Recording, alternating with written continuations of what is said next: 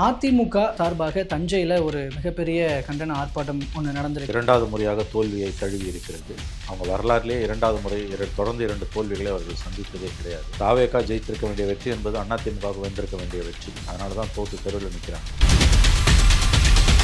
ஏன் தொடர்ந்து முக்கியமாக தன் கட்சிக்கு தேவையானவர்களை சீண்டிக் கொண்டே இருக்கிறார் எடப்பாடி பழனிசாமி? யாரும் என்னை சேலஞ்ச் பண்ணக்கூடாதுங்க. என்னை சேலஞ்ச் பண்ணால் வெளில போன்றார். அப்போ எல்லாரையும் வெளியில் அனுப்புனது ஒன்று தானே அவரோட சாதனை. ஒன்று ஞாபகம் வச்சுக்கோங்க, ஒன்றுபட்ட அதிமுக இருந்திருந்தால் விஜயால ஜெயிச்சிருக்க முடியாது. உலகத்திலே அது ஒரு வித்தியாசமான கட்சி. எந்த கொள்கை கோட்பாடு சித்தாந்தம் எதுவும் கிடையாது அந்த கட்சிக்கு. அதிமுக ஒரே ஒரு கொள்கை திமுக இது, அதுவும் போச்சு. அதிமுகவோட இவர் போகிறார், திமுக ஆதரவுள்ள சிஎம் ஆக போகிறாருன்ற பேச்சு வந்தது. இதை விட வேறு என்ன உங்களுக்கு சாட்சி வேணும்? அப்போ நீங்கள் சரண்டர் ஆகிட்டு, அதனால தான் கட்சி கரைஞ்சது.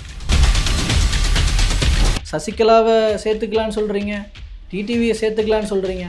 அரசியல் ஆண்மை இருந்தால் அவங்களெல்லாம் சேர்த்துக்கிட்டு நீங்கள் ஒரு கட்சி வச்சு ஜெயிச்சு காட்டுங்க அப்படின்ற. இந்த சசிகலா கிட்ட வந்து கும்பிடு போட்டு தானே அவர் திண்டுக்கல் சீனிவாசன் மந்திரியாக இருந்தார். மனசாட்சியை தொட்டு சொல்லணும். இதை விட ஒரு நன்றி கட்ட அரசியல் எதுவும் இருக்குது? அது வந்து நினைத்து பார்க்க முடியாத ஒரு பச்சை துரோகம். சசிகலா இல்லைன்னா இவங்க யாருமே இல்லை.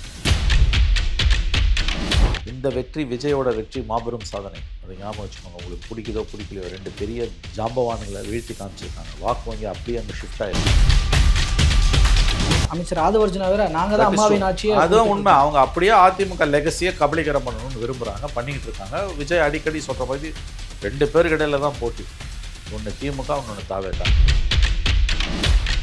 107 சீட்டு வாங்கினவங்க முதலமைச்சர் ஆகக்கூடாதான், 47 சீட்டு வாங்கினவரை 59 சீட்டு வாங்கினவரை ஆதரித்து உட்கார வைப்பாங்க. என்னங்க உங்கள் அரசியல்? எம்எல்ஏக்கள் கூட்டத்தை சென்னையில் நடத்த முடியாமல், தமிழ்நாட்டில் எங்கேயும் நடத்த முடியாமல் புதுச்சேரியில் நடத்துகிறாங்க. அதிமுக கரையிறதை பற்றி திமுக ஏன் கவலை? முடிக்கினா கவலை அதை பற்றி? தேர்தல் பிரச்சாரம் பூரா அது அமித்ஷா திமுகன்னு தானே நீ பேசினேன்.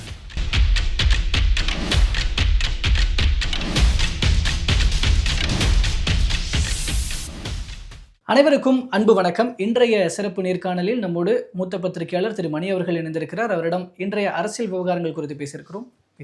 சார் வணக்கம். சரி, அதிமுக சார்பாக தஞ்சையில் ஒரு மிகப்பெரிய கண்டன ஆர்ப்பாட்டம் ஒன்று நடந்திருக்கு. இபிஎஸ் அவர்கள் தலைமையிலேயே தாவேகா அரசை எதிர்த்து, குறிப்பாக விவசாயிகளுக்கான அந்த கோரிக்கைகள் நிறைவேற்றுவது, மேகதாது விஷயம், காவிரி விஷயம், பயிர்க்கடன் தள்ளுபடி செய்யாமல், முழுமையாக தள்ளுபடி செய்யாமல் இருப்பது அப்படிங்கிறது. இந்த விஷயத்தில் தாவேகா அரசுக்கு எதிரான அந்த பேச்சுக்கள் எப்படி பார்க்கலாம்? அவங்களோட இன்டர் பாலிடிக்ஸ் ஒன்று இருக்குது, கட்சி பாலிடிக்ஸ், அது பேசலாம். இந்த அவங்களுடைய நடவடிக்கைகள் எப்படி இருந்தது? இது வரவேற்கத்தக்கது. ஒரு எதிர்கட்சியாக இந்த ஆட்சியோட குறைகளை அவர்கள் சுட்டி காட்டுவதும் தெருவில் வந்து போராடுறதும் வரவேற்கத்தக்கது. அதில் மாற்று கருத்து யாரும் இருக்க முடியாது. ஒரு எதிர்கட்சியாக, பிரதான எதிர்கட்சி திமுக, 2வது எதிர்கட்சி அதிமுக. 47 பேர், அதில் 6 பேர் ஓடிவிட்டான், 41 பேர் தான் இருக்காங்க. எஸ். இரண்டாவது முறையாக தோல்வியை தழுவி இருக்கிறது. அவங்க வரலாற்றிலே இரண்டாவது முறை தொடர்ந்து 2 தோல்விகளை அவர்கள் சந்தித்ததே கிடையாது. அவருடைய வாக்கு வங்கியில் கணிசமான அளவு, கிட்டத்தட்ட 60% மேலே விஜய் கிட்ட போயிடுச்சு தாவேகா. அதனால தான் தோற்று தெருவில் நிற்கிறாங்க. தாவேகா ஜெயித்திருக்க வேண்டிய வெற்றி என்பது அதிமுகவுக்கு வென்றிருக்க வேண்டிய வெற்றி. ஜெயலலிதா மரணத்துக்கு பிறகு 4 ஆண்டுகள் அதிகாரத்தில் இருந்த பொழுதும், அதுக்கு பிறகு எதிர்கட்சியாக இருந்த போதும் தன்னுடைய திராவிட முன்னேற்ற கழக எதிர்ப்பை, அதுதான் அதிமுகவோட ஒரே கொள்கை. அதை அதிமுக கைவிட்டதன் விளைவு இன்றைக்கி நடுத்தரில் நிற்கிது. வர்ச்சுவலி நடுத்தரில் நிற்கிது. இன்றைக்கி கட்சி கரைந்து கொண்டிருக்கிறது. எந்த சந்தேகமும் இதில் உங்களுக்கு வேண்டாம். மக்கள் பிரச்சனைகளுக்காக இன்றைக்கி அவர் போராட ஆரம்பிக்கிறாரு. ஆனால் அதுக்கு கிடைச்ச ஊடக வெளிச்சம் அது என்ன தாக்கத்தை ஏற்படுத்துது மக்கள் மத்தியில்? இன்றைக்கி ஒரு திமுக ஒரு தாவேக்காக்கு எதிராக போராட்டம் நடத்தினா கிடைக்கக்கூடிய அந்த ஒரு மீடியா கவரேஜ், அந்த ஒரு தாக்கம், அது என்ன நோக்கத்துக்காக பண்ணுறாங்களோ அது போய் கன்வே ஆகிறது.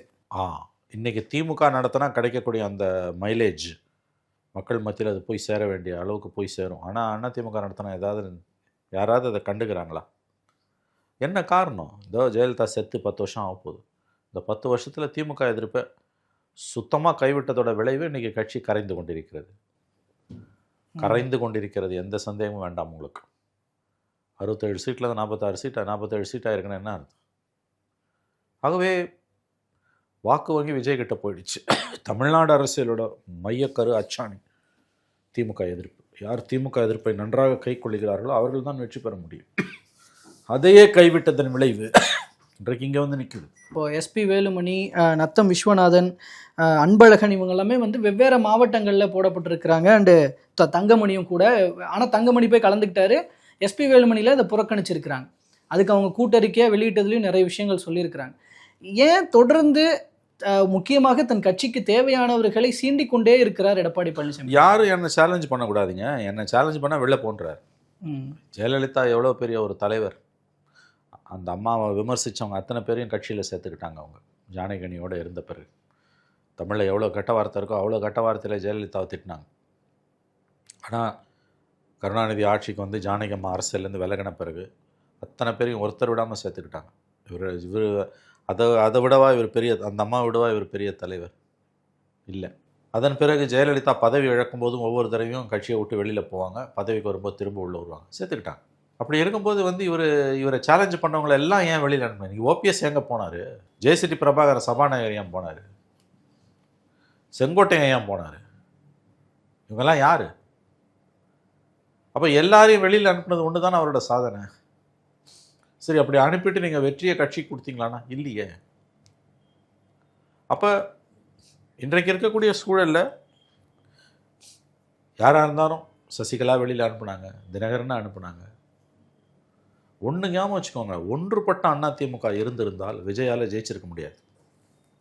அதுவும் எப்படின்னா, ஒன்றுபட்ட அதிமுக இருந்து திமுக எதிர்ப்பை மூர்தன்யமாக பண்ணியிருந்தா சத்தியமாக விஜயால் வந்திருக்கவே முடியாது. ஒன்றுபட்ட அதிமுகவும் இல்லை, அதை விட முக்கியமாக திமுக எதிர்ப்பு முற்றிலும் கைவிட்டுட்டாங்க. அந்த கட்சிக்கு திரும்பவும் சொல்கிறேன், திரும்ப சொல்லுவேன், ஒரே ஒரு கொள்கை திமுக எதிர்ப்பு. அதையே கைவிட்டுட்டார் அவர். அப்போ கட்சி கரைஞ்சு தான் போவோம், புதுசாக வரவங்க ஜெயிப்பாங்க. அதான் நடந்திருக்கு. இல்லை, கட்சிக்குள்ளே இருக்கிறவங்க திமுக எதிர்க்கிறதுலேருந்து விலகிட்டோம், இல்லை திமுகவுக்கு ஆதரவாக பண்ணுறோன்றதை சொன்னதான் துரோகின்னு சொல்கிறாங்க. அது அப்படி தான் பேசுவாங்க. இதுக்கு ஒன்றும் கம்ப சூத்திரம் இல்லை. அது ஐன்ஸ்டீன் அறிவு தேவையில்லை. குறைஞ்சபட்ச கண் பார்வையும் காது கேட்குற திறனும் இருந்தாலே தெரியும். அவங்க திமுக எதிர்ப்பை கைவிட்டுட்டாங்க. உங்களோட ஒரே கொள்கையை நீங்கள் கைவிட்டிங்கன்னா எப்படி வாழ முடியும், எப்படி ஜீவித்திருக்க முடியும் அரசியல் ரீதியாக? அதான் இன்றைக்கி தெருவில் நிற்கிறீங்க, கரைஞ்சு போச்சு. இல்லை, உலகத்திலே அது ஒரு வித்தியாசமான கட்சி. எந்த கொள்கை, கோட்பாடு, சித்தாந்தம் எதுவும் கிடையாது அந்த கட்சிக்கான திமுக. ஒரே ஒரு கொள்கை திமுக எதிர்ப்பு, அதுவும் போச்சு. அதுவும் ரிசல்ட் வந்து அந்த ஒரு வாரம் இழுபறியில் இருக்கும் பொழுது அதிமுகவோட இவர் போகிறார், திமுக ஆதரவில் சிஎம் ஆக போகிறாருன்ற பேச்சு வந்தது இல்லை. மறுத்தார் அவர். அதுக்கு பிறகு எத்தனை பேர் அதை உறுதிப்படுத்தினாங்க. எம்ஏ பேபி உறுதிப்படுத்தினார், அடுத்த நாள் மறுத்தார், ஆனால் உறுதிப்படுத்தினார் முதல்ல. அதுக்கப்புறம் மு வீரபாண்டியன் உறுதிப்படுத்தினார், திருமாவளவன் உறுதிப்படுத்தினார், ஐயுஎம்எல் காதர் மொய்தீன் தான் இவங்க எல்லாரையுமே விட ரொம்ப ரொம்ப துல்லியமாக அதை எடுத்து சொன்னார். ஸ்க்ரீன் பிளே மாதிரி சொன்னார் ஐயுஎம்எல் காதர் மொய்தீன். கரெக்ட். மற்றவங்க எல்லாரையும் கூட நான் வந்து இந்த விஷயத்தில் ஓகே, அவங்க ஏதோ உள்நோக்கத்தோடு சொல்கிறாங்கன்னு கூட என்னால் சொல்ல முடியும், சொல்ல மாட்டேன், ஒரு வாதத்துக்கு எடுத்துக்கலாம். ஆனால் ஒருத்தர் மட்டும் இதில் பொய் சொல்ல மாட்டார், நான் உறுதியாக நம்புகிறேன், அது காதர் மொய்தீன். ஏன்னா இவங்க எல்லாரும் திமுகவோட உள்ளேயும் வெளியிலையும் இருந்தவங்க. ஆனால் திமுகவோடையே இருந்த ஒரே கட்சி அது. எக்ஸப்ட் பிஜேபியோட இவங்க கொஞ்சி கொலாவி மந்திரி சபையை அனுபவித்தாங்க, மந்திரி பதவியை அனுபவித்தாங்க 4 வருஷத்தை தவிர. வெற்றியோ தோல்வியோ திமுகவோடைய இருந்த ஒரே முஸ்லீம் கட்சி அது.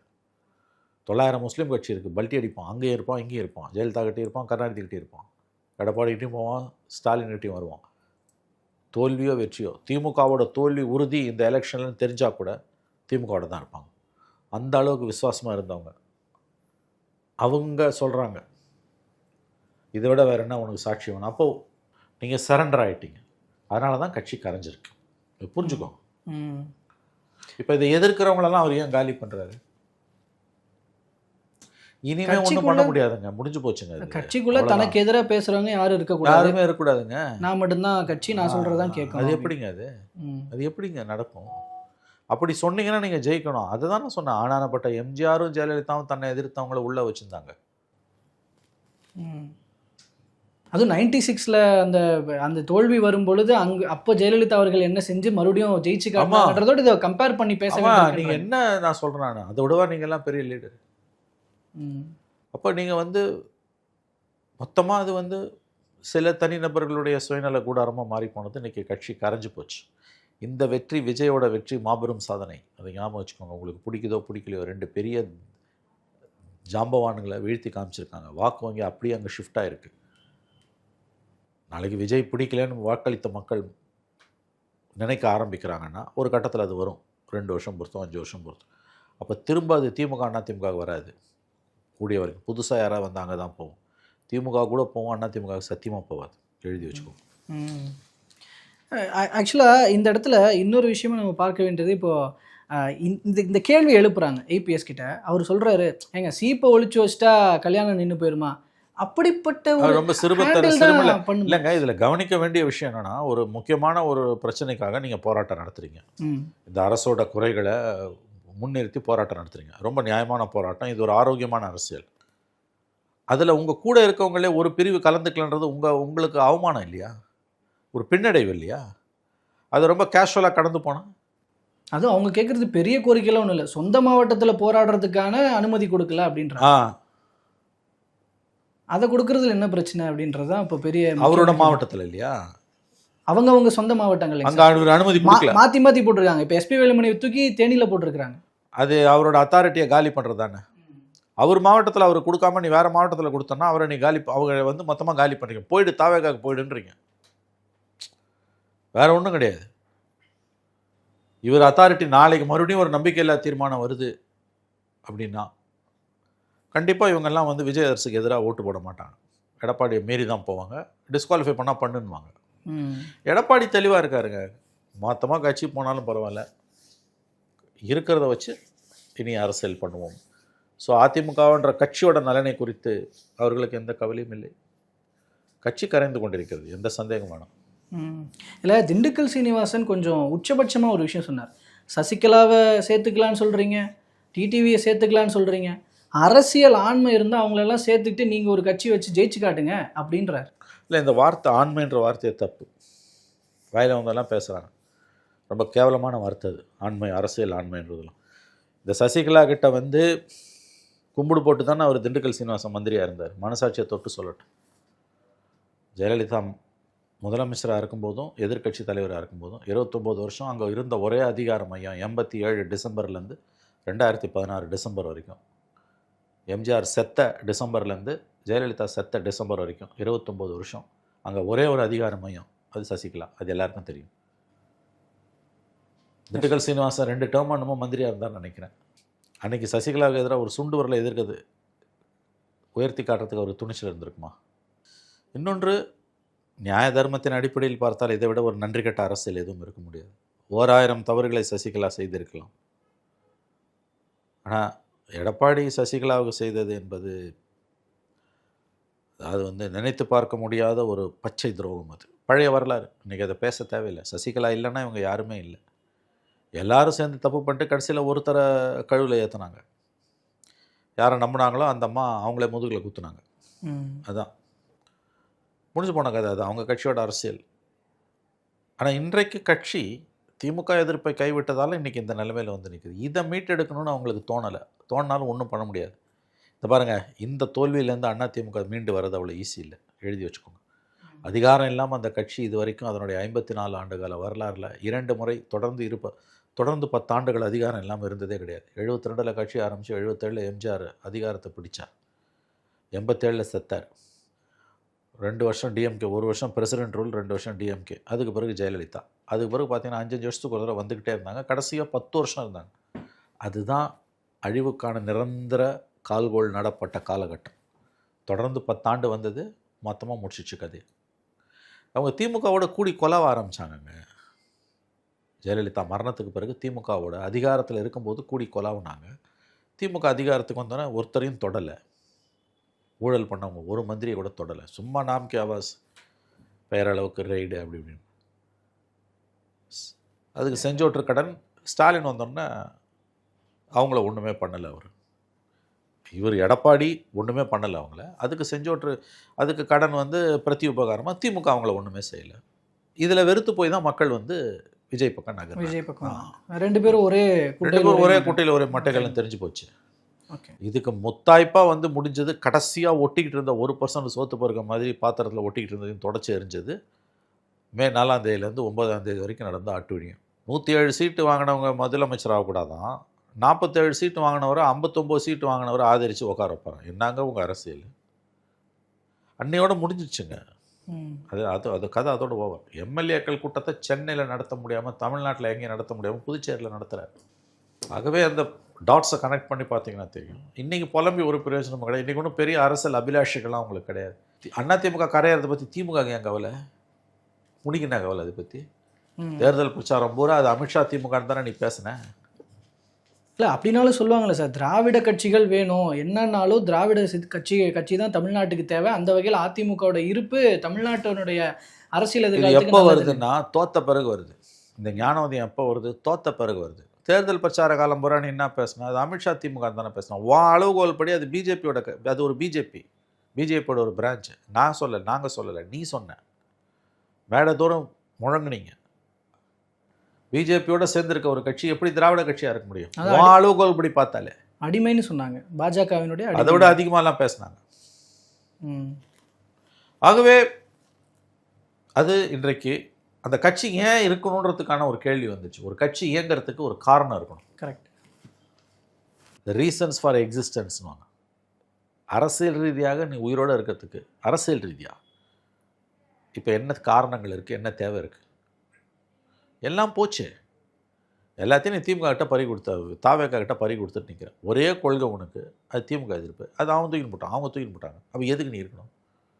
ஒன்று தாவேக்காவில் போயிரு, இல்லை பிஜேபியில் மெரிச் ஆகிடு, இல்லை கொஞ்சம் பேர் திமுகவில் போயிடும். அதான் நடக்க போகுது. ஓட்டர்ஸ் போயிட்டான். தலைவர்களை பற்றி நம்ம அதை பேசுகிறோம். வேலுமணி எங்கே இருப்பார், தங்கமணி எங்கே இருப்பார், நத்தம் எங்கே இருப்பார், அன்பழகன் எங்கே இருப்பார், சிவி சண்முகம் எங்கே இருப்பார். இது இல்லைங்க. அதிமுக தொண்டை எங்கே இருப்பான்னு பேசிட்டிங்கன்னா அவன் ஏற்கனவே 60-70% ஓட்டான், விஜய் கிட்ட போயிட்டான். அப்புறம் நீங்கள் எங்கே இருந்தால் என்ன, இல்லாட்டி என்ன? ஆனால் ஒரு விஷயம் சார், இப்போ மற்றவங்க மேலெல்லாம் நடவடிக்கை எடுக்கிற எடப்பாடி பழனிசாமி சிவி சண்முகத்து மேலே நடவடிக்கை எடுக்க கொஞ்சம் தயங்கலாம் இல்லை. யாரை பற்றியும் ஒரு தயங்கலை. போகிறதுனா போன்ற யாரை பற்றியும் ஒரு தயங்கலை. அத்தனை பேரும் எதிர்த்தாலும் அவர் கவலை இல்லைங்க. யார் மேலே நடவடிக்கை எடுக்கும் ஒரு தயங்கலை. அது டாக்டிக்கல் மூவ். அது நேரம் வரும்போது எடுப்பார். திமுக எதிர்ப்பே நான் கை விட்டுட்டேன், இனிமேல் அதிகாரத்தை கைப்பற்றுன்ற ஆசைலாம் எனக்கு இல்லை. அப்போ வந்துடுச்சுனாலே அரசியல் முடிஞ்சு போச்சுங்க. நீங்கள் திமுக மேலே 1000 விமர்சனம் வச்சிங்கனாலும் மறுபடியும் அதிகாரத்துக்கு வரணுன்ற துடிப்பு இருக்குது, அந்த வெறி இருக்குது, எப்படியாவது விஜயை கவுத்துணுன்ற ஆசை இருக்குது. அதான் அரசியல். இது எதுவுமே உங்ககிட்ட இல்லையே. 3வது இடத்துக்கு நீங்கள் போயிட்டீங்க. 2வது இடத்துக்காவது நீங்கள் வந்திருக்கணும்ல. எப்போ 3வது இடத்துக்கு போனீங்களா கதை அன்னையோட முடிச்சு போச்சு. அவ்வளோதான். அதான் சொன்ன மாதிரி இப்போது அதிமுக 2.0 தான் தாவேக்கா. இப்போ இவர் வேற அமைச்சர் ஆதவர்ஜுனா வேற நாங்கள் தான் அம்மாவின் ஆட்சியை. அதுவும் உண்மை. அவங்க அப்படியே அதிமுக லெகசியை கபலீகரம் பண்ணணும்னு விரும்புகிறாங்க, பண்ணிக்கிட்டு இருக்காங்க. விஜய் அடிக்கடி சொல்கிற மாதிரி 2 பேருக்கு இடையில தான் போட்டி. ஒன்று திமுக, ஒன்று தாவேக்கா. தெளிவாக இருக்கார் அவர். அந்த கிளாரிட்டி எடப்பாடிக்கு இருந்திருக்கணும். நான் தான் திமுக எதிரின்னு அவர் திமுகவை அந்த 4.5 வருஷத்தில் பந்தாடி இருந்தார்னா அதிகாரத்தில் இருக்கும்போது. ஸ்டாலின் கவர்மெண்ட் வந்தப்போ அவங்கள பந்தாடி இருப்பாங்க. எதிர்த்து நின்றுனா எனக்கு அதிகாரத்தில் முதலமைச்சராக இருந்திருப்பார் எடப்பாடி. இவர் சிஎம்மாக இருக்கும்போது சமரசம் பண்ணார். ஸ்டாலின் சிஎம்மாக இருக்கும்போது சரணாகதி அடைஞ்சார். அதனுடைய விளைவு கட்சி விஜய் கைக்கு போயிடுச்சு. அவ்வளோதான். ஆனால் விஜய் மாதிரி ஒருத்தர் வருவாங்கன்னு அவங்களுக்கு முன்னாடியே தெரியல. அதான் அது இயற்கைன்னு ஒன்று இருக்குல்ல. நம்ம 2 பேர்த்த விட்டால் யாரும் வர முடியாது அப்படின்னு நினச்சிட்டு 2 பேர் அந்த இருமாப்பில் இருந்தாங்க. இயற்கையாக பார்த்து அது ஒரு முற்றுப்புள்ளி வச்சிடுச்சு. ஓகேங்க சார். ஃபைனலி ஒரு விஷயம், ஆனால் இன்னமும் அதிமுகவை நம்பிக்கிட்டு இருக்கிற தொண்டர்கள், நிர்வாகிகள்னு சிலர் இருக்கிறாங்களே, அவங்களோட எதிர்கால ஏமாற்றம் இல்லை. அவங்க இப்போ நகர்ந்துருவாங்க. ஒன்று விஜய் கிட்ட போவாங்க, இல்லை பிஜேபி கிட்ட போவாங்க. கொஞ்சம் சொற்ப அளவில் திமுக கிட்ட போவாங்க. சொற்ப அளவில் கண்டிப்பாக நகர்ந்துருவாங்க. அவங்க உள்ளுக்குள்ளே வந்து விரக்தி அடைஞ்சிட்டாங்க. தொடர் தோல்விகள் அவர்களை புரட்டி போட்டு. அவங்க தெளிவாக இருக்காங்க, அதாவது குழப்பத்தில் இருக்காங்க. பட் தீர்க்கமான முடிவை எடுப்பார்கள். ஆல்ரெடி பெரிய செக்ஷன் வெளியில் போயிட்டான். இது இனிமேல் விளங்காதுன்னு அவங்களுக்கு தெரியும். அதான் நான் சொல்கிறேன், வாக்கு வங்கி கரைஞ்ச பிறகு கட்சிகள் காணாமல் போவது இயற்கையின் அருள். அது ஞாபகம் வச்சுக்கோங்க. ஓகே, பொறுத்திருந்து பார்ப்போம் சார் என்ன நடக்குதுன்னு. பல்வேறு தகவல்கள் மற்றும் கருத்துக்களை பயன்படுத்த மிக்க நன்றி சார்.